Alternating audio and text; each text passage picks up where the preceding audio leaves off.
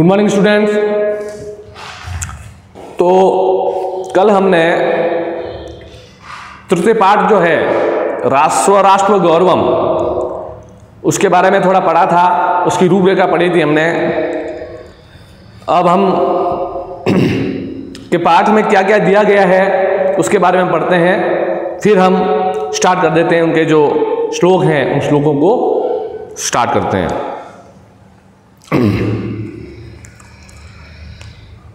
अस्माकम् इदं भारतवर्षम् एकं चिर पुरातनं सनातनं च राष्ट्रं वर्तते, किन्तु अत्र ऋषिभिः मुनिभिः कविभिः तत्त्वचिन्तकैश्च केवलं भौतिकं भौगोलिकं राजनैतिकं च घटकम् एव राष्ट्रम् इति न एव मतं। राष्ट्रम् इति यद् उच्यते तदत्र एकं चेतनं सांस्कृतिकं घटकं मतं। वयम् इदं राष्ट्रं देवं मन्यामहे, एतद् वै भारतमस्माकं दृष्टो न कश्चिद् मृत्पिण्डो वा भूखण्डो वा विद्यते, अपितु मातृभूमिरस्ति। यथा किलोक्तम् अर्थं वेदे माता भूमि पुत्रो अहं पृथ्व्याहम्। ऋग्वेदे अपि कथितमस्ति पृथ्वी माता द्योर्मे पिता। शुरू वापस करते हैं। अस्माकम इदम भारतवर्षम एकम चिर पुरातनम सनातनम च राष्ट्रम वर्तते। अस्माकम इदम हमारे इस भारत देश के अंदर पुराने समय से ही सनातनम च राष्ट्रम वर्तते, ये राष्ट्र चला आ रहा है। सनातन कालों से हमारा राष्ट्र जो है वो चला आ रहा है। क्या चला, किसमें चला आ रहा है? ये वेदों के अकॉर्डिंग, वेदों के अंदर जो लिखा हुआ उसकी बात है ये। किंतु अत्र ऋषिभिः मुनिभिः कविभिः तत्व किंचित केशंच केवलं भौतिकं भौगोलिकं राजनीतिकं च घटकम् एव राष्ट्रम् इति न एव मतम्। कि यहाँ पर कुछ ऋषि मुनियों द्वारा, कवियों द्वारा और भौगोलिक स्थिति के द्वारा, राजनीतिक स्थिति के द्वारा, इन सब घटकों के द्वारा हमें इस राष्ट्र का निर्माण के बारे में बताया गया है कि भारत देश एक ऐसा देश है। राष्ट्रम इति यदि उच्यते तदत एकम चेतनम सांस्कृतिकम घटम मतम। कि राष्ट्र के बारे में ये कहा भी गया है, बताया भी गया है कि राष्ट्र, ये भारत जो देश है वो सांस्कृतिक घटक जो है वो इसका प्रमुख कारण रहा है इस भारत देश का होने का। क्योंकि भारत देश की जो संस्कृति है वही उस भारत देश की पहचान है, इसलिए ये घटक सबसे महत्वपूर्ण रहा है। वयम इदम राष्ट्रम देवम मन्यामहे, इसलिए यहाँ पर राष्ट्र के अंदर देवों के मान्यताओं को माना गया है। एतद् वै भारतम अस्माकं दृष्टो न कश्चिद् मृतम पिंडो वा भूखंडो वा विद्यते, अपितु मातृभूमिरस्ति। इस प्रकार से भारत देश की जो, हमारा जो भारत देश है इसकी जो दृष्टि है वो हमारे इस भूखंड के पर, हमारे जो मातृपिंड है वो इस पर विद्यमान है, इस देश के अंदर विद्यमान है। इसलिए हमारी ये मातृभूमि हमें इस हिंदुस्तान को बताने का राज बताती है। यथा किलोक्तम अर्थम वेदे माता भूमि पुत्रो अहम पृथ्व्या।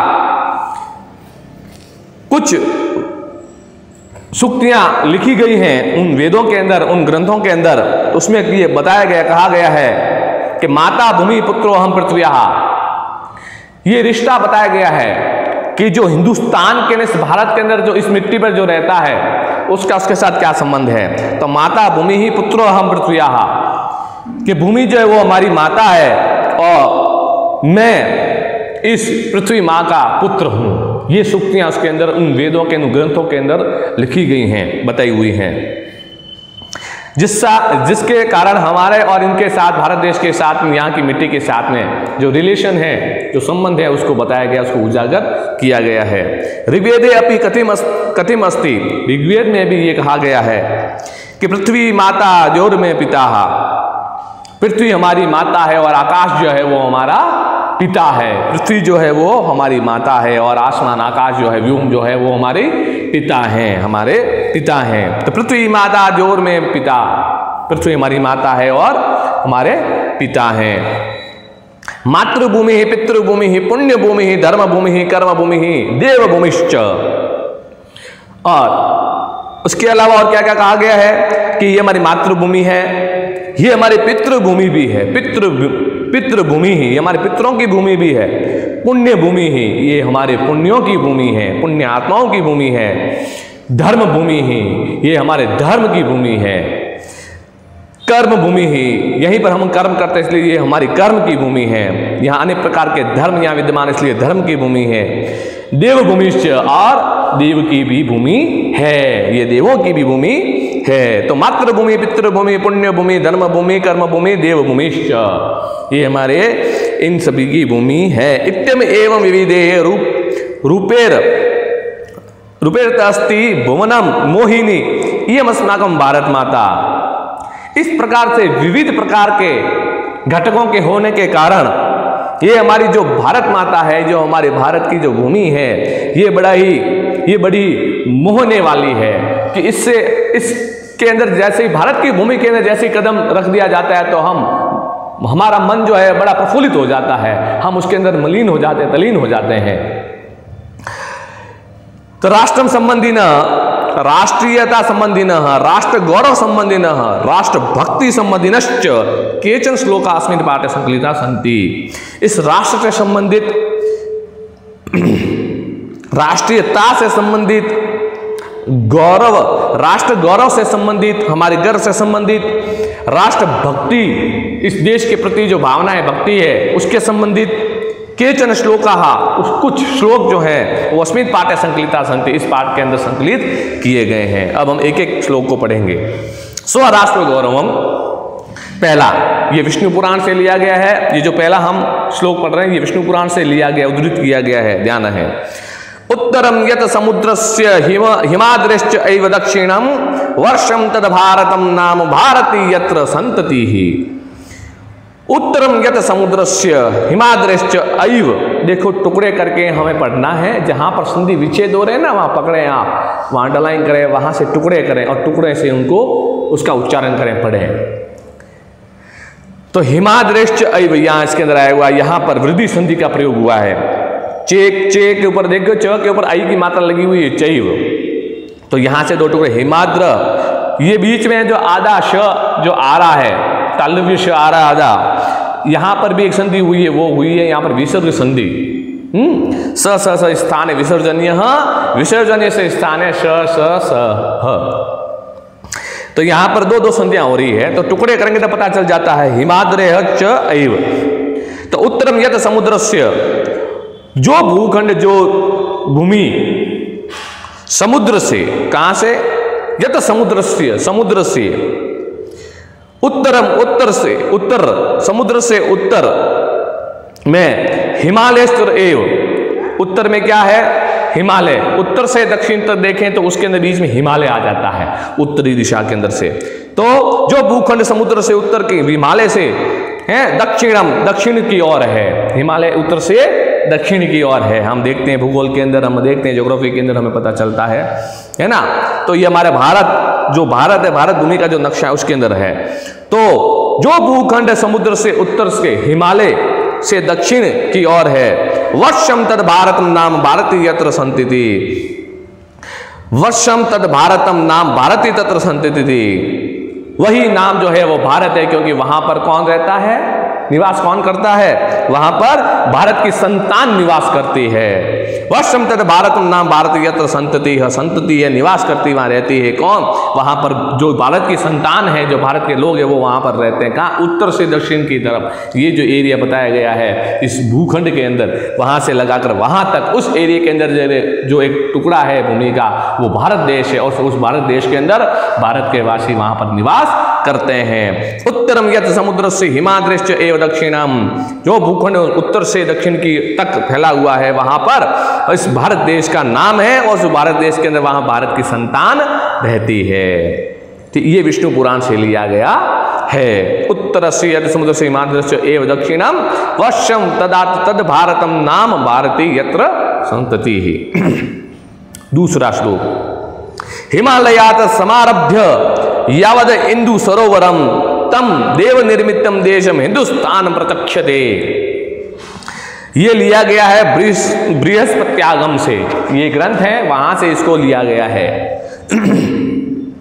हिमालयाद समारभ्य यावद इंदु सरोवरम, हिमालय से लेकर के हिंद महासागर तक। अब ये क्या बता रहा है, अब आगे की दिशा का बता रहा है कि हिमालय से लेकर, पहले तो बताया उत्तर से दक्षिण तक, तो उत्तर में हमारा हिमालय आया हुआ है, वहां से लेकर दक्षिण तक। अब बताया जा रहा है अगला, ये पृथ्वी के भूगोल के बारे में बता रहा है, उसके भूलोक के बारे में बताया जा रहा है कि हिमालयात समारभ्य, हिमालय से लेकर के यावद इंदु सरोवरम, जो इंदु सरोवर है कौन सा, हिंद महासागर। अब आपने मैप के अंदर देखा होगा, मैप के अंदर देखा होगा, ये जो एरिया है ये पूरा ये हिमालय है, क्या है, हिमालय।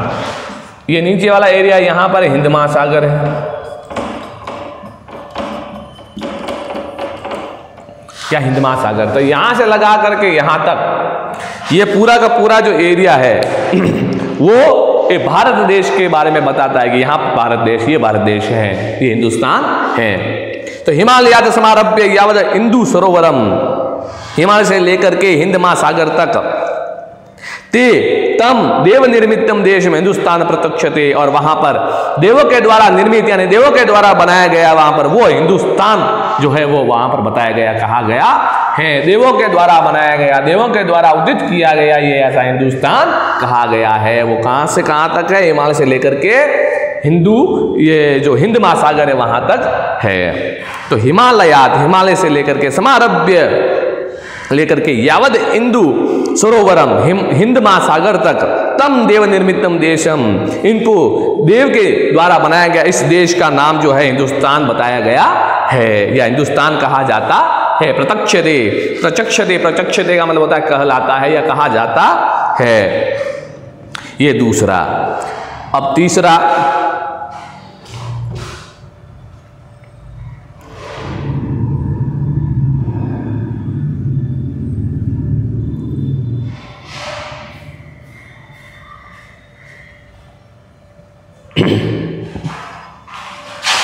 अब तीसरा, गायन्ति देवाः किल गीतकानि धन्यास्तु ते भारत भूमि भागे स्वर्गदाप वर्गास्पद मार्गभूते भवन्ति भूयः पुरुषाः श्रुत्वात्। ये लिया गया विष्णु पुराण से लिया गया। कहाँ से लिया गया है, विष्णु पुराण से लिया गया है। तो ये ग्रंथ जो है उस ग्रंथों में से कुछ कुछ जो श्लोकों को जो है वहां से उद्धृत किया गया है। गायन्ति देवाः किल गीतकानि धन्यास्तु ते भारत भूमि भागे, निश्चित ही, किल, किल का मतलब होता है निश्चित रूप से, खलु, ये खलु भी होता है, खलु का मतलब भी होता है निश्चित रूप से, ये अव्यय पद है, ध्यान रखना, आपके कोर्स में है, आएंगे मैं आगे बताऊंगा।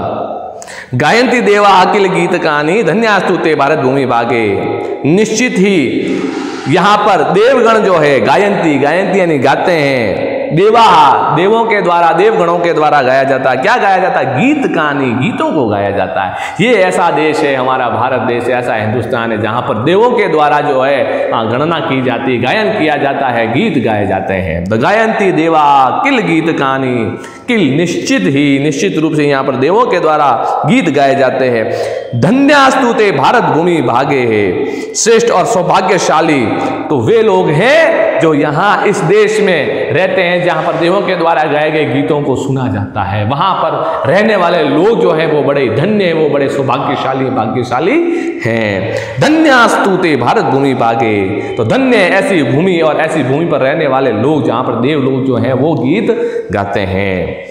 तो गायन्ति देवाः किल गीत कहानी धन्यास्तु ते भारत भूमि भागे, स्वर्गाप वर्गास्पद मार्ग भूते, बार बार अपने देवत्व के, है ना, स्वर्गाप वर्गास्पद भूते भवन्ति भूयः पुरुषा श्रुत्वात्, स्वर्ग और मोक्ष के मार्ग स्वरूप, स्वर्ग और मोक्ष उसके मार्ग स्वरूप स्थल भाग में जो बार बार देवत्व के कारण यहाँ पर जन्म लेता है। क्या लेता है, बार बार यहाँ पर देवत्व के कारण जन्म लेता है। इसी भूमि पर, इसी भारत हिंदुस्तान की भूमि पर स्वर्ग और मोक्ष की प्राप्ति लेने के बाद, बनने के बाद उसके बाद में बार बार यहाँ पर जन्म लिया जाता है। वो ऐसी वो भारत भूमि है जो बार बार जन्म लेना चाहते हैं, यहाँ पर ऐसी भूमि पर जन्म लेना चाहते हैं जहाँ पर वहाँ देवों के द्वारा या निर्मित देश है ये, देवों के द्वारा निर्मित है ये, और यहाँ पर देवों के द्वारा जो है गीत गाए जाते हैं। तो ऐसे देश, ऐसे भूखंड, ऐसे स्थल पर जो है वो बार बार जन्म लेना चाहते हैं। स्वर्गाप वर्गाप स्पर्ध मार्ग भूते, इसी मार्ग पर जो है वो फिर से यहाँ पर जन्म लेना चाहते हैं, जन्म ग्रहण करना चाहते हैं। भवंती भूय पुरुषा सुरत्वातः, यहाँ पर ऐसे लोग जो है वो बड़े धन्य और सौभाग्यशाली माने गए हैं जो इस प्रकार की भावना रखते, इस प्रकार की इच्छा रखते हैं कि मुझे बार बार इसी देश के अंदर, इसी भारत देश के अंदर मुझे जन्म लेना है। वो अपने अपने कुल श्रेष्ठों से, देवों से वो आराधना करते हैं कि मुझे फिर से अगर जन्म दे तो मुझे इसी भारत भूमि पर ही जन्म दे, इसी देश में मुझे जन्म दे, इसी मिट्टी, भारत की मिट्टी पे ही मुझे जन्म दे।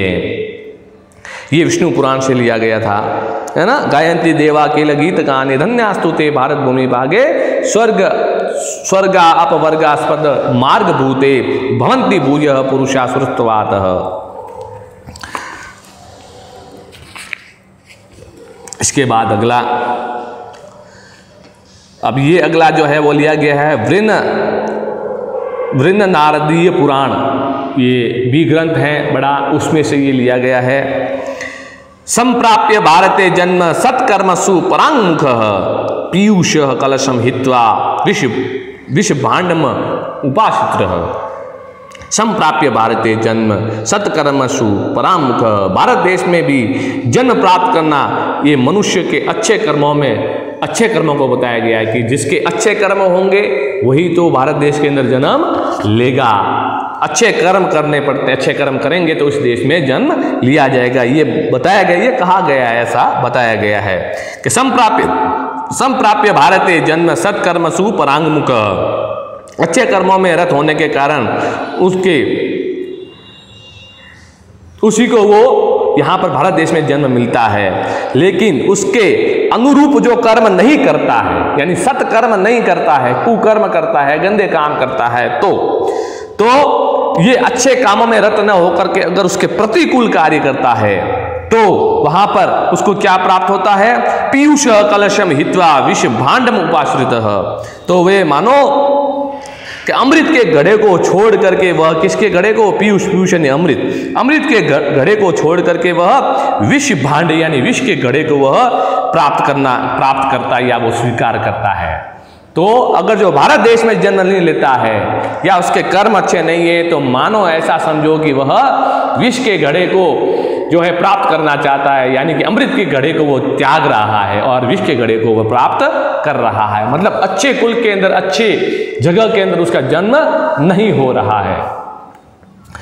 तो ये ऐसा भी बताया गया है भारत भूमि के बारे में, भारत की इस धरती की, हिंदुस्तान की धरती के बारे में। ये किस में से बताया गया? वृहन्न नारदीय पुराण में से बताया गया है कि संप्राप्य भारते जन्म सत्कर्मसु परांगमुख, अपने इस भारत देश में जन्म प्राप्त कर मनुष्य अच्छे कर्मों में रत न होकर के अगर उसके प्रतिकूल होकर वो कार्य करता है तो वो इस प्रकार माना जाता है जैसे कि अमृत के घड़े को वो छोड़ करके विष के घड़े को प्राप्त कर रहा है। अब अगला ये लिया गया, अगला जो श्लोक है वो आया हुआ है मनुस्मृति के अंदर से आया हुआ है। एत देश प्रसूतस्य सकाशाद अग्रजन्मन स्वम स्वम चरित्रम शिक्षरेण पृथ्व्याम सर्व मानवा। ये मनुस्मृति में बताया गया है कि एत देश प्रसूतस्य, इस देश के अंदर प्रसूतस्य जन्मे कैसे लोग? विद्वान लोग और श्रेष्ठ लोग, विद्वान लोग और श्रेष्ठ लोग। तो इस देश के अंदर जन्मे प्रसूतस्य सकाशाद अग्रज जन्मन, जो इस जन्मे हैं विद्वान और श्रेष्ठ लोग, तो उनके संपर्क में स्वम स्वम चरित्रम शिक्षरेण पृथ्वीव्याम सर्वमानवाः, तो उनके संपर्क में सभी मानव अपने कुल व्यवहार आदि की शिक्षा प्राप्त करते हैं। उनके यानी जो अच्छे लोग हैं, जैसे कि जिसको बताया गया विद्वान लोग या श्रेष्ठ जन लोग, उनके अगर संपर्क में हम आएंगे तो हमें भी, हमारी भी बुद्धि का विकास होता है, हमें भी ज्ञान प्राप्त होता है, हमें भी पता चलता है कि सही क्या है गलत क्या है, उसकी जानकारियां होती है। तो विद्वान तथा श्रेष्ठ निकटतम लोग जो हैं उनके अंदर यदि संपर्क में यदि कोई व्यक्ति आता है, मानव आता है, तो वह गुण और व्यवहार आदि की शिक्षा को प्राप्त करता है। कैसे गुण व्यवहार की प्राप्त करता है? स्वम स्वम चरित्रम शिक्षिरेण, अपने अपने चरित्र की शिक्षा, स्वयं स्वयं चरित्रम शिक्षरेण, अपने अपने चरित्र की शिक्षा को वो प्राप्त करता है। तो शिक्षरेण पृथ्व्याम सर्व मानवा, इस पृथ्वी पर सभी प्रकार के जो मानव है वो इस प्रकार की शिक्षाओं को प्राप्त करते हैं। और यदि हम इन श्रेष्ठ जन और विद्वान लोगों के अगर संपर्क में आते हैं तो हमारा भी विकास होता है, हमारा भी व्यवहार और गुण में जो है वो परिवर्तन आता है, और हम भी अच्छे मार्ग की तरफ, सत्मार्ग की तरफ, सद्गुणों की तरफ हम भी प्राप्त करते हैं, हम भी उसकी तरफ जाते हैं। तो एक देश प्रसूत से सकाद आग्रज जन्मनः, इस देश में जन्मने वाले जो विद्वान, जो श्रेष्ठ जनों के अंदर जो संपर्क में आने वाले जो लोग हैं वे अपने अपने चरित्र को जो है स्वयं स्वयं चरित्रम, अपने अपने चरित्र को जो है वो शिक्षित करते हैं। इनके संपर्क में आने से, किनके संपर्क में आने लगे? श्रेष्ठ जन और विद्वान लोग। किसके श्रेष्ठ जन विद्वान लोग? भारत देश के, इस देश की भूमि के ऊपर जो जन्मे हुए लोग हैं वो इस यहाँ के श्रेष्ठ जन लोगों के संपर्क में आने से, जैसे विवेकानंद जी, उनसे संपर्क में आने से बहुत ज्ञान प्राप्त होता है। तो इस प्रकार से ऐसे यहाँ पर जन्मे हुए लोगों के द्वारा संपर्क में आने से हमें भी ज्ञान और व्यवहार की गुण की प्राप्ति होती है। अगला जो है वो अज्ञातम है। अज्ञातम मतलब कि ज्ञात है। ये कहाँ से है? ये रामायण, यानी रामायण का जो संकलन है वहाँ से लिया गया है। कहाँ से? देखिए आप कि अपि स्वर्णमयी लंका न में लक्ष्मण रोचते, जननी जन्मभूमिश्च स्वर्गदापि गरीयसी। अपि स्वर्णमयी लंका न में लक्ष्मण रोचते।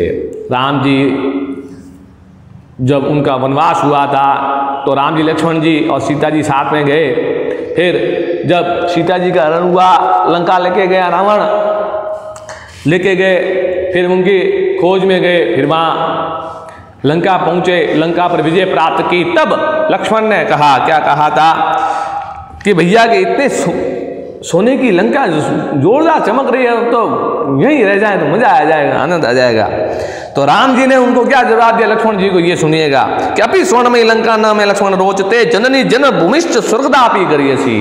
हे लक्ष्मण, सोने से बनी हुई ये लंका मुझे रुचिकर नहीं लगती है। न रोचते, रोचते यानी रुचिकर, मुझे रुचिकर नहीं लगती है, यानी मुझे अच्छी नहीं लगती है, मुझे पसंद नहीं है। भले ही सोने की है, पूरी की पूरी सोने की बनी, गोल्ड की बनी हुई, लेकिन फिर भी मुझे अच्छी नहीं लगती है।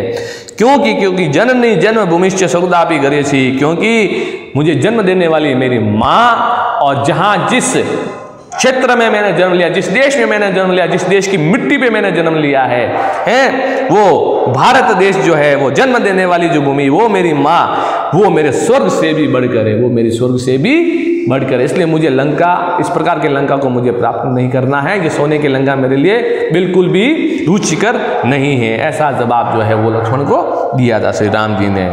तो अपि स्वर्णमयी लंका न में लक्ष्मण रोचते, इतनी सुंदर जो आज जो बता रहे हो कि लंका है, लेकिन फिर भी मुझे रुचिकर नहीं लग रही है। क्योंकि जननी जन्मभूमिश्च स्वर्गदापि गरीयसी, क्योंकि मेरी जन्म देने वाली माँ और जहाँ पर मैंने जन्म लिया है उस धरती पर, वो मेरी जन्मभूमि, मेरी भारत देश जो है वो मेरे स्वर्ग से भी बढ़कर है। गरीयसी, गरीयसी ये प्रत्यय है, ये बढ़ाने के लिए ये किया जाता है, बताया जाता है। गरीयसी यानी बढ़ करके, विशिष्ट बताने के लिए किया जाता है गरीयसी। तो स्वर्ग से भी ये बढ़कर है मेरी ये माँ, मेरी जन्मभूमि।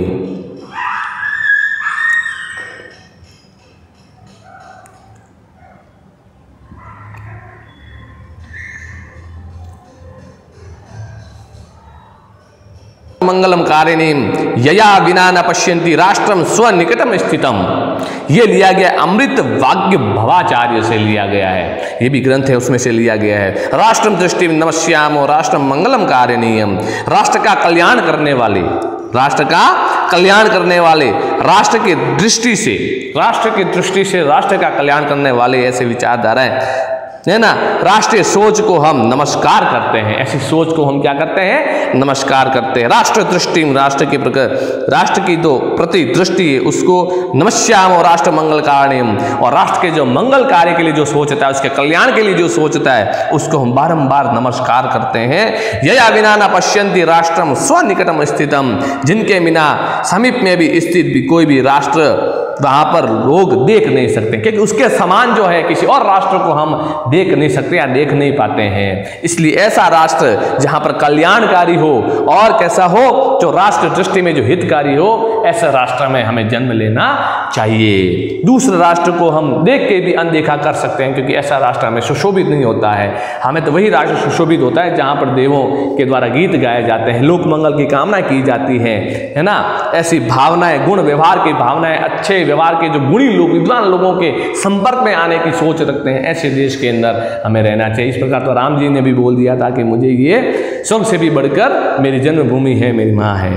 तो ऐसे राष्ट्रवादी, राष्ट्र हितवादी सोच रखने वाले लोगों को बारंबार नमस्कार है। अगला है तदेव से लिया गया है, समान संस्कृति में यावती पितृ पुण्य भूहु तावतीम भुवम आवृत्य राष्ट्रम एकम निगद्यते।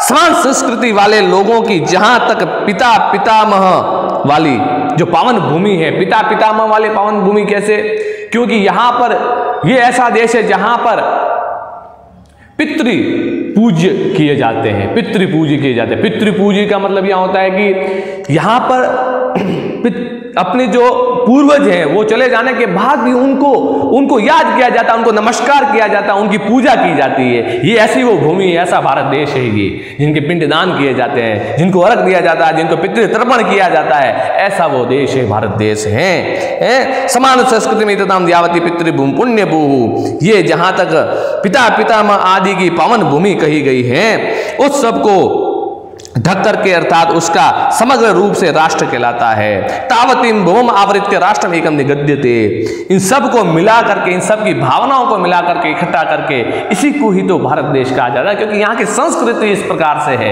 ये संस्कृति से मिला जुड़ा है। इसलिए यहाँ पर ऐसा देश जो भारत देश में बार बार जन्म लेना चाहते हैं, क्योंकि ये मेरे पितरों की भूमि है, ये मेरे पितामह की भूमि है, ये ऐसी पावन भूमि है, ऐसी संस्कृति वाली भूमि है जो हमें बार बार जन्म लेने का यहाँ मन करता है। तो तावतीम भुवम आवृत्य राष्ट्र एकम निगद्यते, तो इस प्रकार से ये राष्ट्र की एकता का, ये एकता को ये बताता, राष्ट्र की एकता ये कहलाती है यहाँ पर।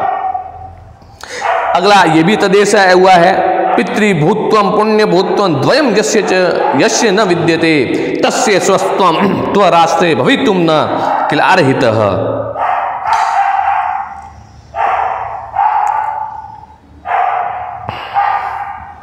पितृभूत्वम पुण्य भूत्वम द्वयम यस्य न विद्यते, जिस व्यक्ति को, जिस मनुष्य को पितृ के भूमि के बारे में या पितृभूमि को लेकर के या पुण्य भूत्वम या पुण्य के भूमि को लेकर के या मातृभूमि को लेकर के, जिसको भी अगर इसमें दोनों के भाव समान नहीं मिलते हैं, दोनों के भाव यदि समान नहीं मिलते हैं, तो उसका स्वामित्व जो है